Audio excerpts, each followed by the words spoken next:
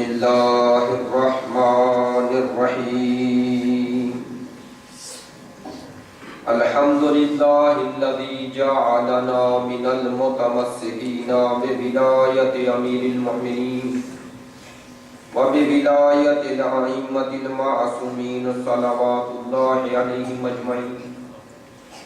الحمد للہ الذی لا یبلغ مدحته القائلون ولا يحصي نعماءه العادون ولا يعدي حقه المجتهدون الذي لا يدركه بعد الهمم ولا يناله غوث الفتن الذي ليس لصفته حد محدود ولا وقت موجود ولا نعت معدود ولا أجر ممدود فطر الخلائق بقدرته ونشر الرياح برحمته والصلاة والسلام على سيدنا ومولانا حبيبنا وحبيب قلوبنا شفيعنا وشفيع ذنوبنا أبي القاسم محمد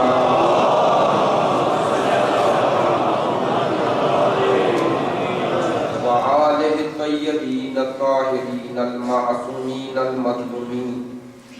الذين أذهب الله عنهم الرجس وطهرهم تطهيرا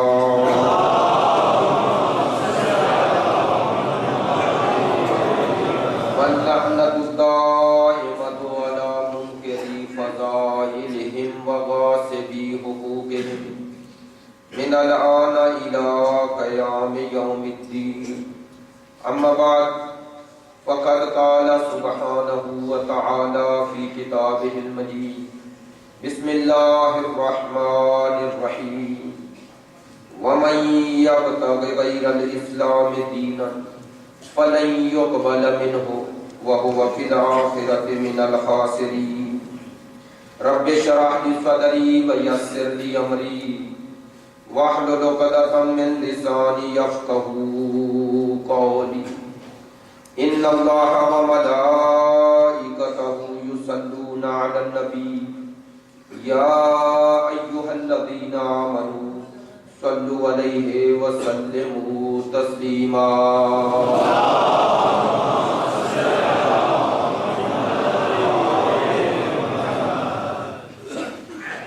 واجب الاحترام معزز و مکرم عزاداران سید الشہداء محبان اہل بیت پیروان مکتب ولایت عاشقان مکتب شہادت اسلامی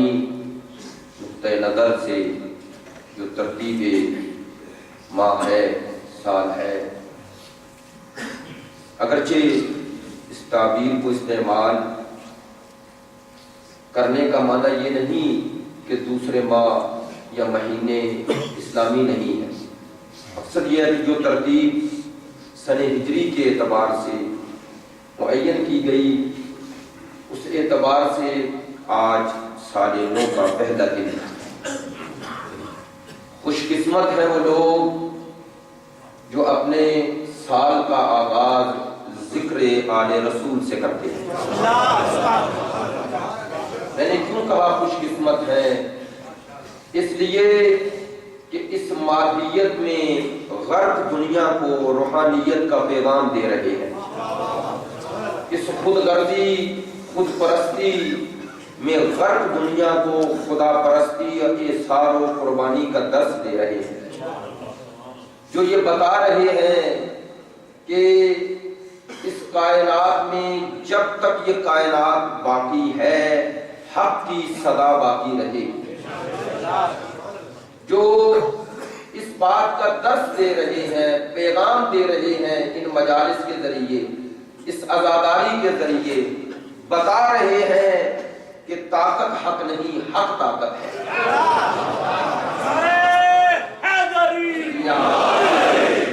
جو پوری دنیا کو یہ پیغام دے رہے ہیں کہ طاقت کے سامنے نہ جھکو حق کے سامنے جھکو جو حق کے سامنے جھکتا ہے اسے کوئی نہیں جھکا سکتا جو طاقتوں کے سامنے مادی طاقتوں کے سامنے جھکتا ہے اسے ہر کوئی جھکاتا ہے خدا کی قسم جو دنیا کی مادی طاقت کے سامنے نہ جھکا، صرف اس کے سامنے جھکا، اسے جھکانے والا بھی اسے اٹھا کے چلا ہے، اسے جھکانے والا بھی اس کے سر کو اٹھا کے چلا ہے۔ یہ دلیل ہے کہ حسین کا سر جو اٹھا تھا وہ اٹھا ہی رہا۔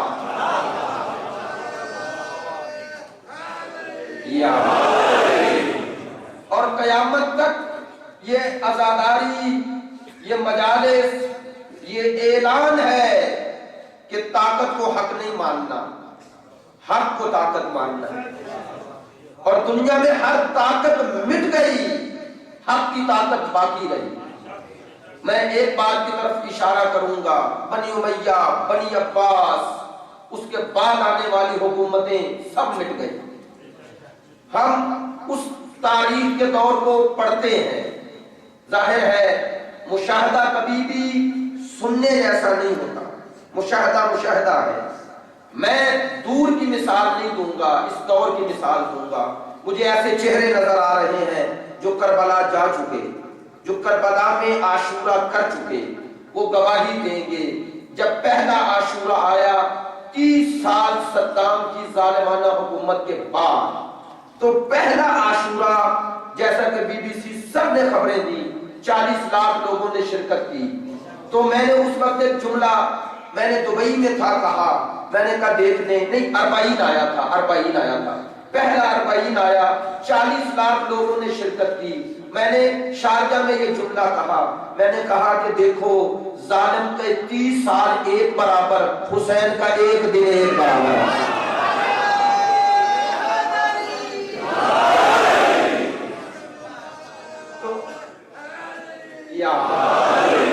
تو جب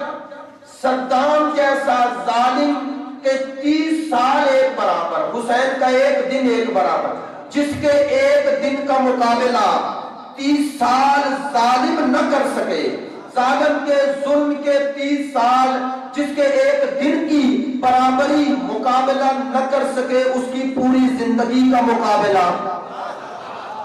کوئی کیسے کرے گا؟ اس کی پوری حیات کا مقابلہ کوئی کیسے کرے گا؟ میں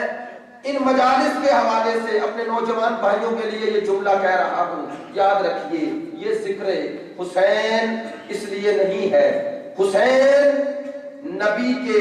فرزند کا نام نہیں۔ اگر یہ پہلو ہوتا تو نبی کے دوسرے فرزندوں کا ذکر بھی کیا جاتا۔ توجہ فرمائیے گا، حسین صرف پیغمبر کے فرزند کا نام نہیں ہے، بطول کے لخت جگر کا نام نہیں ہے، علی کے نور نظر کا نام نہیں ہے، بنو ہاشم کی ایک فرد کا نام نہیں ہے، ہر نیکی کا دوسرا نام حسین ہے۔ حسین سے محبت نیکی سے محبت ہے۔ اور یاد رکھیے، یزید امیر شام کے بیٹے کا نام نہیں، بنو ہاشم بنو امیہ کے ایک فرد کا نام نہیں ہے، ابو سفیان کے پوتے کا نام نہیں ہے۔ یزید سے نفرت اس لیے نہیں کرتے کہ وہ بنو امیہ کی ایک فرد ہے، یزید سے نفرت اس لیے ہے کہ برائی کا دوسرا نام یزید ہے۔ حسین سے محبت نیکی سے محبت ہے، یزید سے نفرت برائی سے نفرت ہے۔ اور یہ مجالس اس لیے برپا کی جاتی ہیں کہ قیامت تک نیکی اور بدی، اچھائی اور برائی، حق اور باطل میں خط فاصل قائم رہے۔ یہ مجالس اس لیے برپا کی جاتی ہیں کہ قیامت تک جس میں حر بننے کی صلاحیت ہے آ جائے۔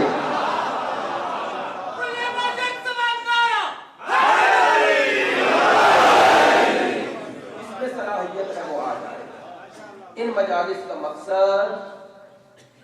نیکی کو، انبیاء کی تحریک کو زندہ کرنا ہے۔ موضوع گفتگو جو اس عشرہ محرم کے لیے انتخاب کیا ہے وہ ہے اصول دین، عقائد حقہ۔ کیوں؟ حالات اور واقعات کے تناظر میں آپ دیکھ رہے ہیں میڈیا پر طرح طرح کے اعتراضات، سوال و جواب، اور نوجوانوں کے ذہنوں میں طرح طرح کی شبہات کو، مغالطوں کو ایجاد کیا جا رہا ہے۔ اگر یہ یلغار صرف غیروں کی طرف سے ہوتی تو شاید اتنی حساسیت پیدا نہ ہوتی۔ مسئلہ یہ بن گیا کہ اپنے ممبروں سے بھی کچھ ایسی صدائیں اٹھنے لگی جس سے ضروری ہوا کہ حسین کے نام پر مقصد حسین کو قربان نہ کیا جائے، کیونکہ جتنا ضروری ذکر حسین ہے اس سے زیادہ ضروری مقصد حسین ہے۔ ان مجالس کا مقصد ہدف حسین تک پہنچنا ہے۔ دیکھیے ایک بات کہہ رہا ہوں ماشاءاللہ آپ